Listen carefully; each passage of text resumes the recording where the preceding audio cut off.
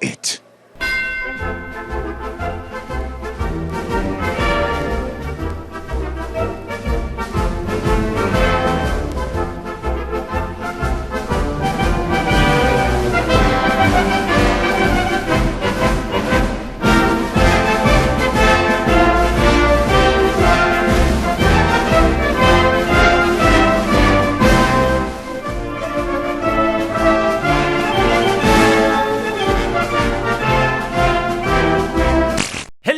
My fellow Marks, and welcome to this abridged version of the Remark. Let me know in the comments if you saw what I did there. I totally read those. My name's Martin, and yes, it's true, I am the distant cousin of the Paul Heyman guy from the front row of the Cruiserweight Classic. I'm fat, I have a beard and glasses, and I take everything great about wrestling and make it about myself. It's a family tradition. This week on the John Cena show, now with 100% less John Cena, Mick Foley had to suffer through something even more brutal than falling through a burning table onto a pile of thumbtacks. A Dana Brooke and Charlotte promo. No, Charlotte. You don't owe an apology. Okay, first of all, I would never apologize to you. And actually, while you're apologizing, you also need to apologize to actually think that you can think. Yes, Charlotte wanted Dana Brooke to actually think about apologizing for thinking that she could actually apologize for actually thinking. I think. But never mind that dialogue straight out of the Star Wars prequels. Here's Sasha Banks, and she don't need no introduction. Or for that matter, vocal coaching. No need for the introduction, Mick. Allow me.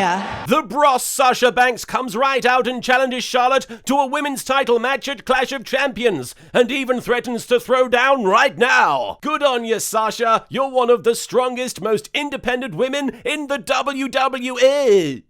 Am I saying that right, Sasha? You're looking at the face of this women's division and the one and only legit boss of the WWE. Seems legit, boss. Not to be outdone, former NXT Women's Champion and recent Raw signing Bayley comes out. And Michael Cole is laser focused on the interactions between all the women wrestlers. After losing to Bayley last week, what is Mick mumbling about? Bayley doesn't just dress like a 12-year-old schoolgirl who's too intimidated to talk to all the cool kids in the class. She's living the gimmick. But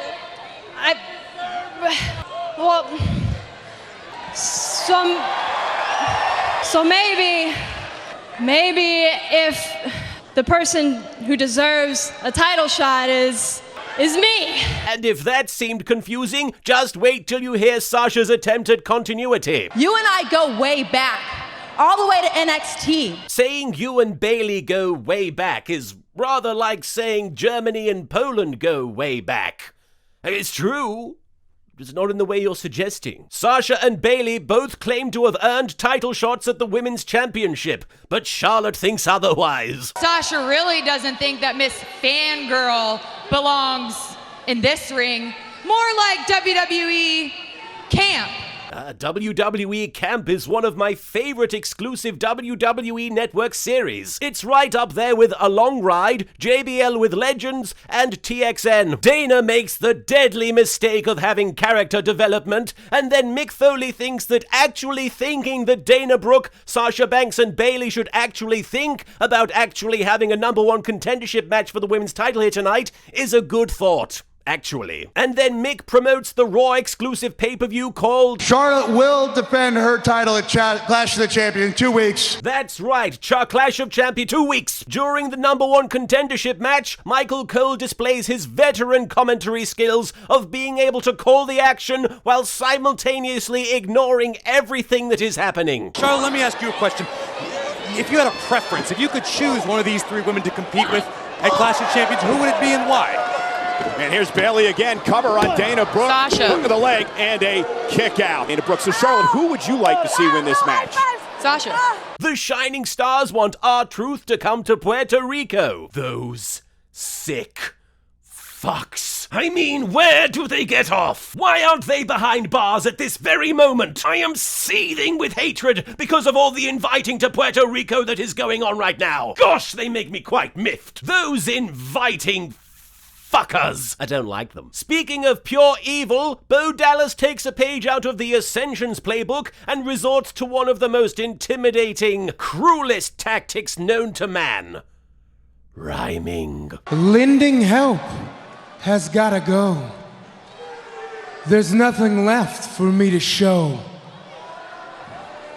I should have said this long ago. Only I can believe in Bo. Just wait till you hear his messed up spin on Jack and Jill, where Jack falls down and gets a concussion and has to be out for 3 months or so, but they'll keep bringing him back to give a guy an RKO from time to time. Today's guest on the Chris Jericho highlight reel is famous powerbombing power bottom Sami Zayn. You're a taker, Sami Zayn. You're a taker. Chris Jericho used to ship Kevin Owens and Sami Zayn, and like a rational adult, when he found out his ship wasn't canon, he threw a hissy fit and started screaming and got very violent and threw all kinds of hatred at the guy that isn't responsible for it. Chris Jericho provides audio commentary for the penultimate fight in Scott Pilgrim vs. The World. That's the jealousy. Right there, the little jealousy monster coming out of you. Chris says that Kevin Owens texted him before he started the highlight reel and told him what Sami Zayn was going to say. And when Sami Zayn tries to read the text message, Chris Jericho hits him in the face with his iPhone. Michael Cole dares to call it a cheap shot, but really, with the iPhone 7 Plus's new dual-lens camera, there are no cheap shots. Funnily enough, Kevin Owens texted me before I started filming my show. Let's see what he had to say. Oh, it's not from Kevin Owens at all, it's from Lanny Pator. And it says, "Stop comparing me to Kevin Owens. Also, I totally won the War of the Abridged series creators." I have no idea what he's talking about. Must be a wrong number or a mistext or something. Michael Cole asks the real questions. Coming up next, the question is, can the Swiss Superman Cesaro... Yeah, but first... And Sheamus explains why he thinks introducing a disabled character into the Donkey Kong franchise would be a good move. Even a blind monkey finds a banana once in a while, you know what I'm saying? Nia Jax is not like most girl. I've dealt with wackos like Alicia. I don't do crazy. She can be as unpredictable as she wants. And Corey Graves does his best to sell Nia Jax's intimidating presence to the point of bullshittery. Take a look in the eyes of Nia Jax. She just looks angry, looks miserable. I've not seen that look in her eyes in quite some time since NXT. The New Day ride into the arena on Big E's thigh muscles, and Corey Graves and Byron Saxton have an entomology off. Well, we need to get bit by the positivity bug. Rather be bit by a Brazilian mosquito. Oh, so you'll bring up the Brazilian mosquito like it's no big deal, but you don't know that there are ants with fucking wings. The New Day are here with footage of Roman Reigns being genuinely charismatic and likable. Psych! We burned that footage! Xavier Woods apologizes for the Bullet Club wasting our time last week with their attempt at Farrelly Brothers style comedy. You know, the type of humor that isn't funny, and tells us that we could have been doing something more valuable with our time. You could have pretty much listened to any song on the Hamilton soundtrack. Song lyrics from Hamilton that go well with the WWE include "You Will Never Be Satisfied," "Take a Break," "Hurricane," and Vince McMahon's favorite ode to CM Punk, "You'll Be Back." The club come out to send a message to the New Day before taking them on in a non-title tag match, and Michael Cole is very impressed by Byron's wrestling vernacular. And Byron, you used a great phrase there, beat up, because that's what Anderson and Gallows are doing in New Day. They're beating up New Day. When Michael Cole starts complimenting your vague commentary, it's time to start worrying. Michael Cole finally comes clean. Well, ladies and gentlemen, I'd love to be Mauro Ranallo. Jinder Mahal has a fresh new gimmick that's sure to get him over with the kids. I have found inner peace. Peace. Boo! Roman Reigns takes on Kevin Owens for a chance to join the Clash of Champions main event, but is quickly foiled by that no-good monster Rusev, who is defending his wife's honor like a bitch. Not only does this dash Roman's chances of being in the main event, it also gets him kicked out of a legendary 1970s punk rock band. Take another look as Reigns is out of the Clash.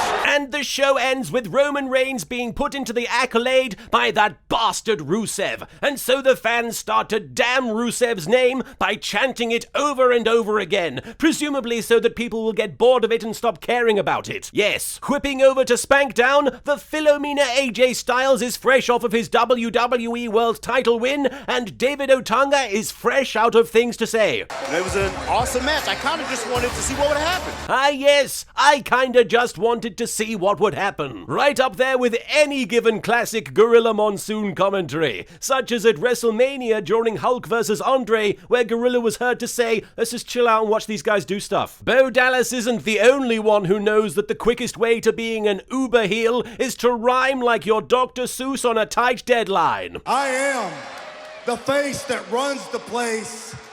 I am now the champ that runs the camp. What camp is that, Charlotte? WWE camp.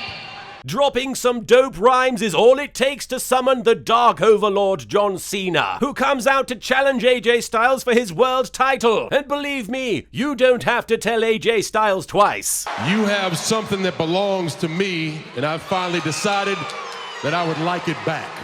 You still have something that belongs to me. And bad news for you, I've finally decided that I'd like to take it back. I guess you do have to tell him twice. And with the exact same phrasing, both times. Dean Ambrose isn't one to be upstaged, so he comes out and also challenges AJ, telling him that they are now enemies. I promise to make your life miserable. I'm not just gonna take back my title, I'm gonna take it back with interest. Yes, Dean, just like you told Seth Cashings that you'd never let him roll in his Money in the Bank contract, and just like you promised Michael Cole that if you became champion you'd replace him with a fish tank. And I'm gonna bury you into the ground, take back what's mine. Yeah, Cena cut you some slack when you stole his rhyming gimmick, but he'll be damned if he lets you steal his burying other people gimmick. Hell literally freezes over.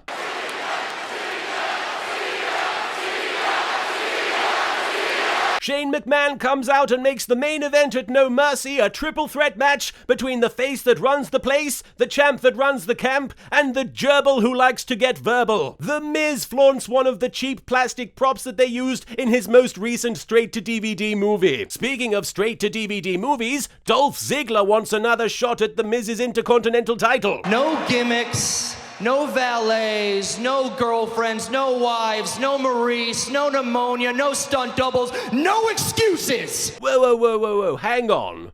Back up. Really? We're going to bring up pneumonia. That's not cool. I mean, so soon after Hillary Clinton recovered from pneumonia, we're gonna bring that up. That's not rubbing salt into the wounds at all, is it? Really childish stuff there, WWE. Also the stuff about stuntmen, I guess, but who even knows what that was referencing? Daniel Bryan comes out and fails to confront The Miz, and JBL definitely isn't pining for his days on Raw's announce team. There's the general manager of Raw, Daniel Bryan. Sorry, SmackDown. Shane McMahon is here to present a grand induction into the ranks of SmackDown Live that is sure to go down in the annals of history. So of course he introduces this segment with all the gravitas of a man ordering extra mayo on his club sandwich. Obviously we're out here for a special occasion.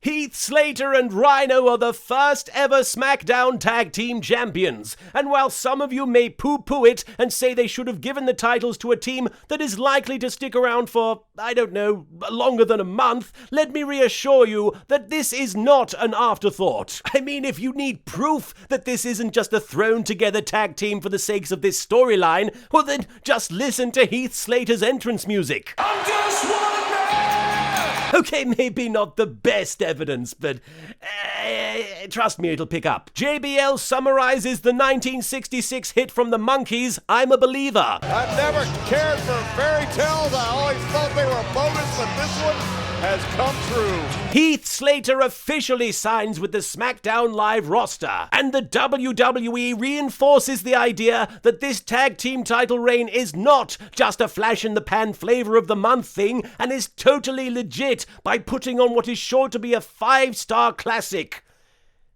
against the Ascension. Here, triple impact. Again, please bear with us. Heath Slater and Rhino are sure to legitimize these tag team title belts. Just got a bit of a bumpy road to navigate before we get there is all. I'm sure this title reign will go down. In history, I mean. And that's your lot for this week. I'm sorry to those of you who are hoping for a recap of the recent SmackDown pay-per-view Backlash, but I'm going to let Heath Slater's theme explain why I was unable to do that one. I'm just one man.